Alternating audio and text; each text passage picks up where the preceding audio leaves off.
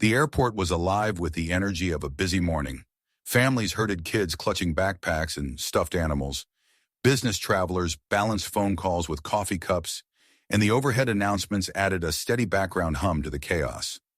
Amidst this organized frenzy, a blonde woman in her early 40s strode through the terminal with an air of purpose, her heels clicking sharply against the polished floor. She was dressed impeccably in a tailored blazer and designer jeans, her handbag, a symbol of understated luxury, swinging lightly at her side. Everything about her screamed confidence, from her poised posture to the way her eyes barely flicked toward the people she passed. She approached the first-class boarding line, pausing just long enough to adjust the strap of her handbag. Her gaze quickly swept over the small queue ahead, assessing her competition for priority seating. It wasn't a long line, but something caught her attention. A man standing at the very front. His back was turned, but his figure stood out. He wasn't tall or imposing, but there was a sturdiness about him, even as he stood still. He wore a worn leather jacket, a faded shirt, and jeans that had clearly seen their fair share of years. He carried a small, unassuming bag slung over his shoulder. There was nothing remarkable about him, at first glance, nothing that matched the polished image the blonde woman likely associated with first-class travel. Her lips pressed into a thin line as she took in the sight. She couldn't help herself. She sighed audibly, loud enough for anyone nearby to notice, with a quick glance at the boarding sign, as if to confirm she was indeed in the right line. She muttered under her breath, "Why do they let just anyone in first class these days?" The words weren't particularly loud, but they carried a sharp edge. A couple standing behind her exchanged a glance but said nothing. The man at the front of the line didn't turn around, though there was a subtle shift in his stance, almost imperceptible, as if he'd heard but chose not to react. The woman clicked her tongue softly, her impatience growing. She shifted her weight to one foot, the toe of her designer heel tapping lightly on the floor, a small gesture, but one that spoke volumes about her irritation. She wasn't used to waiting, and certainly not behind someone she had already judged unworthy of standing in that line. A gate agent moved into position, preparing to begin the boarding process. The blonde woman glanced at her watch, then at the man again, her frustration simmering just below the surface. She tilted her head slightly, her expression a mix of disbelief and annoyance. She muttered again, louder this time, "What's the point of first class if they're just going to let anyone in?" Her voice carried farther than she intended, drawing the attention of a few more passengers nearby. Some looked away quickly, unwilling to involve themselves in whatever was unfolding. Others, however, lingered a moment longer, curious about how the scene might play out. Still, the man at the front of the line didn't react. His stillness was louder than any response he could have given. He simply adjusted his seatbelt and kept his gaze fixed on the tarmac. His silence was louder than any response he could have given, and it only fueled the businessman's arrogance. The flight attendants began their pre-flight checks, and the businessman finally leaned back, satisfied with his attempted humor. But as the plane began to taxi, something about the older man's calm demeanor began to gnaw at him. It wasn't just the silence, it was the quiet confidence, the unshakable sense of self, that felt almost out of place in a world where appearances seemed to mean everything. But the businessman wasn't ready to let it go. For him, the flight was just beginning, and little did he know, so was a lesson he'd never forget. The plane had reached cruising altitude and the cabin settled into a familiar rhythm. The occasional ding of a call button, the rustling of newspapers, and the soft murmur of conversations filled the air. But the businessman, seated just a row away from the older man, couldn't let the interaction go. Something about the older man's presence, his calmness, his refusal to engage felt like a challenge, though he couldn't quite explain why. He crossed one leg over the other and leaned slightly into the aisle, glancing at the man, who continued to stare out the window. The businessman's lips curled into a smirk as he decided to press on. "I'm curious," he said, loud enough for a few passengers nearby to hear. "What brings someone like you to first class? Big lottery win? Or are you here to reminisce about the good old days when planes were still powered by propellers?" A few passengers exchanged glances, their discomfort evident, but no one intervened. The older man didn't react immediately, taking a slow, measured breath before turning slightly toward the businessman. For a brief moment, their eyes met. The older man's gaze was steady, unbothered almost, as though he was sizing up the younger man's intentions. Then, without saying a word, he turned back to the window, his expression as composed as ever. The lack of reaction only emboldened the businessman. He leaned back in his seat, speaking louder now, his voice dripping with mockery. "Not much for conversation, huh? I guess you'd rather sit there thinking about the days before Wi-Fi and smartphones?" He chuckled to himself, his tone making it clear that he thought he'd won whatever imaginary battle he'd conjured. Again, the older man remained silent. He folded his hands neatly in his lap and adjusted the cuff of his tan jacket, a subtle movement that seemed to say, "You're not worth my time."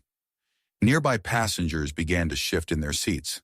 A woman in her 50s glanced at the businessman with a look of disapproval, while a young couple sitting across the aisle whispered to each other, their eyes darting toward the older man. The tension in the cabin grew thicker, but no one stepped in to stop the scene from escalating. The businessman, oblivious to the discomfort he was causing, turned to a man sitting across the aisle, a fellow professional in a press suit.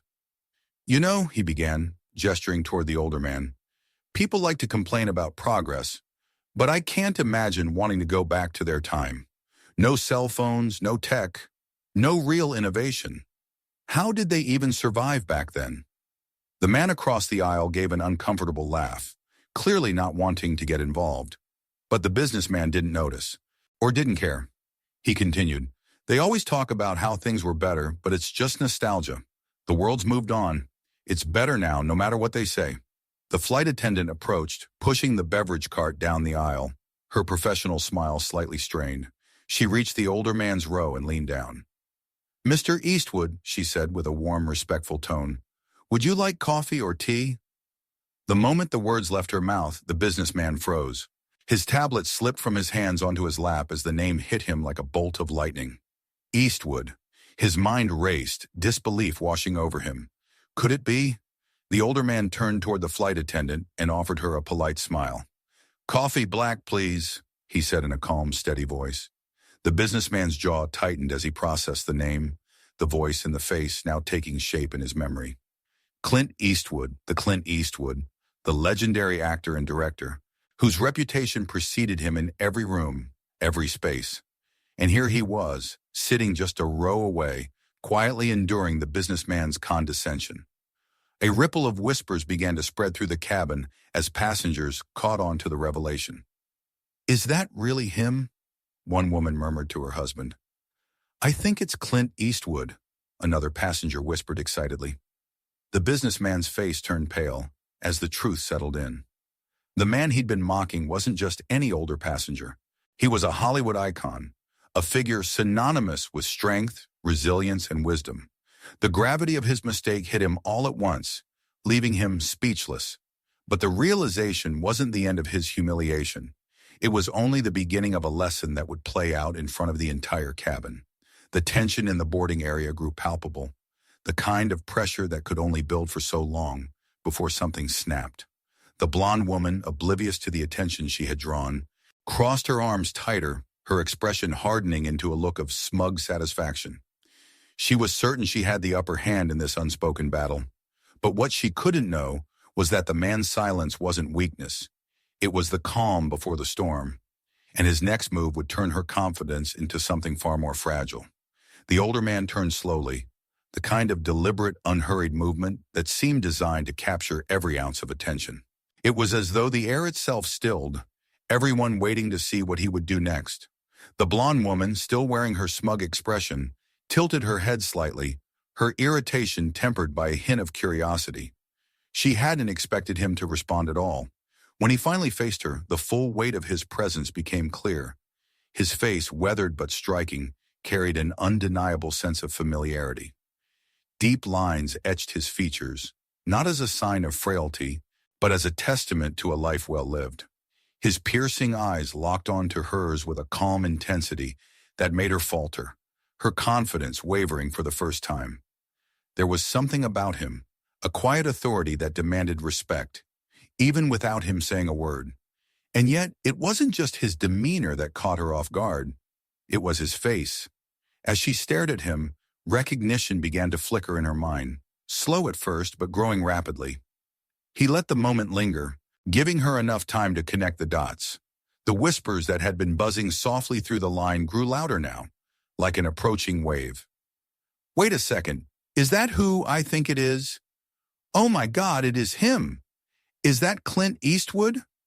The blonde woman's smirk faded, replaced by a look of confusion. Then, like a lightning bolt, it hit her. Clint Eastwood. The Clint Eastwood. Her mouth parted slightly, but no words came out. Her earlier bravado now felt like a distant memory, as embarrassment flushed her cheeks. Clint held her gaze, his expression unreadable but steady. When he finally spoke, his voice was calm, measured, and carried the unmistakable weight of someone who had nothing to prove. "You know," he began, his words cutting through the stunned silence like a knife, "I've learned something in all my years. It doesn't matter how much money you have, how fancy your clothes are, or what ticket you're holding. Respect. That's what separates the decent from the rest." His words weren't loud, but they carried an impact far greater than volume could provide. It wasn't just what he said, it was how he said it. His voice, steeped in a lifetime of experience, made it impossible to dismiss or ignore. The blonde woman's cheeks flushed a deeper red. She opened her mouth to respond, but nothing came out. What could she say? The very man she had so arrogantly dismissed moments earlier had just turned her entire argument on its head with a single, devastatingly calm statement. Around them, the murmurs grew louder. People were pulling out their phones, some discreetly snapping photos or recording the scene, but no one interrupted. It was as if the entire line understood they were witnessing something more significant than a petty airport altercation. "You don't judge people by how they look," Clint continued, his gaze unwavering. "You judge them by how they treat others. That's the only standard that's ever mattered, and the only one that ever will." The woman's composure crumbled further. Her arms, once defiantly crossed, now hung limply at her sides.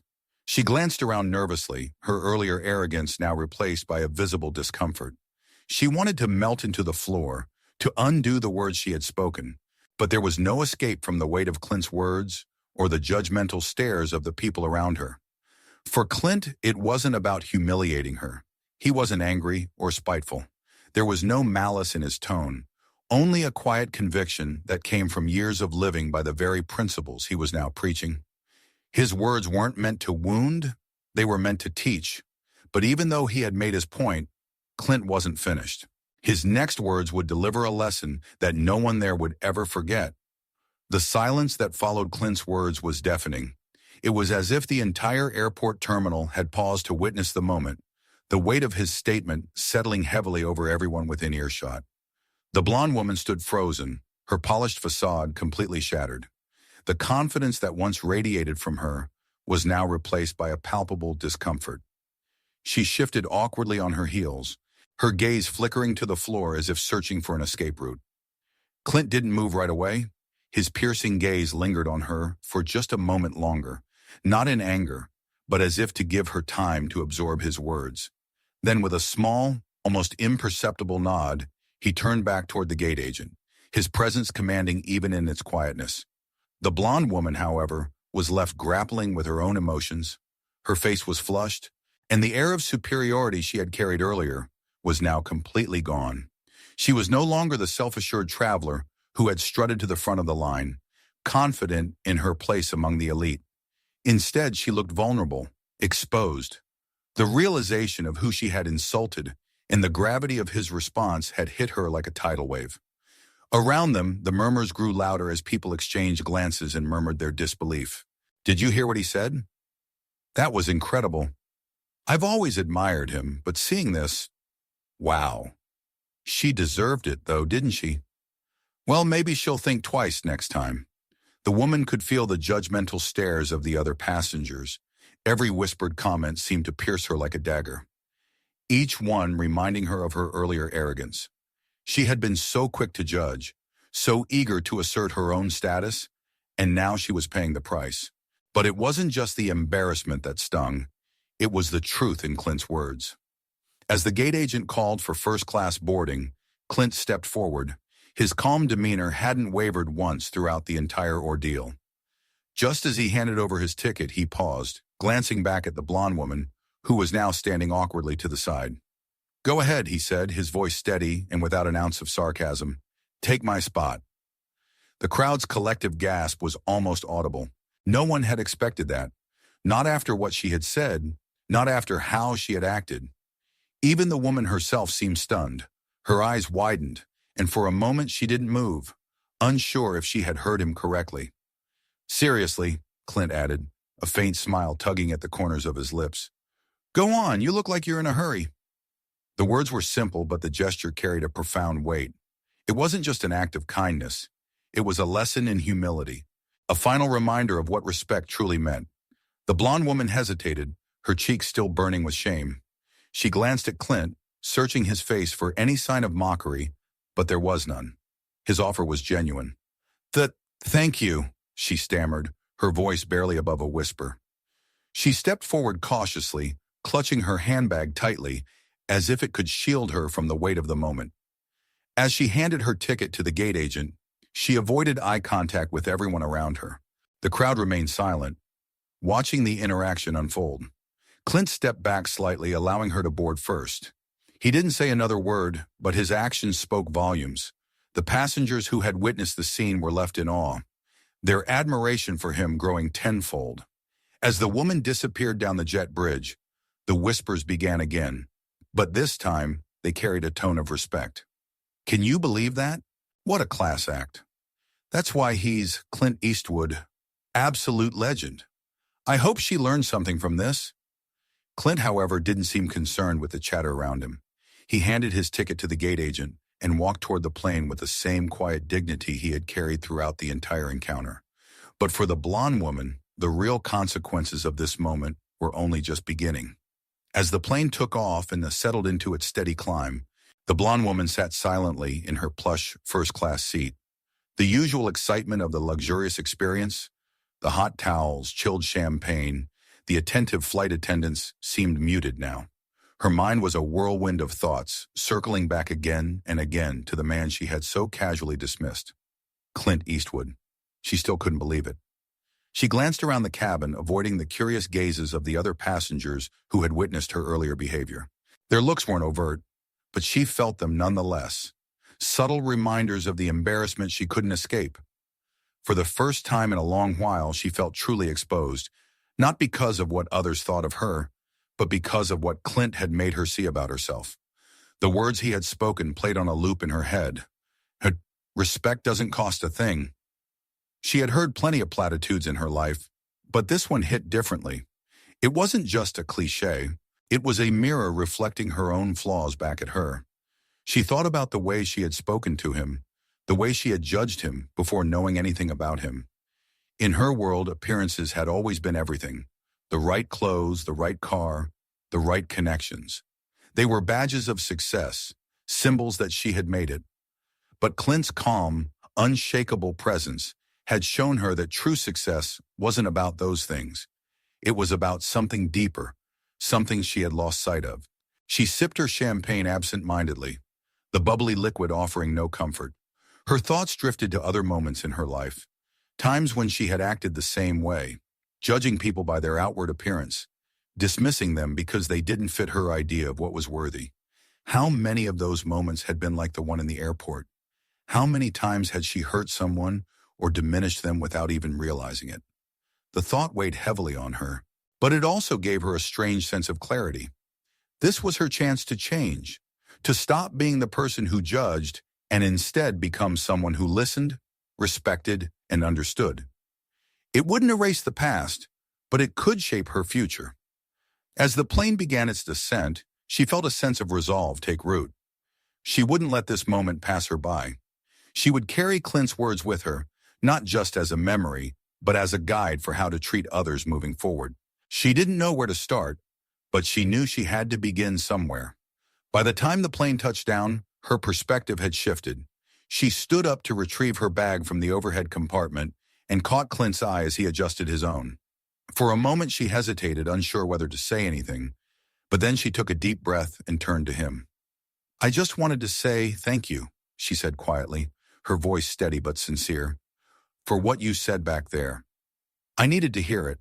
Clint looked at her for a moment, his expression thoughtful. Then he gave her a small, understanding smile. "We all need reminders sometimes," he replied simply. It wasn't much, but it was enough. As she exited the plane and walked through the terminal, she felt lighter, freer, as if the weight of her old habits was beginning to lift. The encounter had left its mark on her, and she was determined to let it shape her into a better person. Back at the gate, Clint walked calmly toward the baggage claim, his stride unhurried and his demeanor unchanged. He didn't need acknowledgement or applause. For him, the real value wasn't in being right. It was in planting a seed of change. Because in the end, respect isn't just about how you treat others. It's about who you choose to become and the impact you leave behind.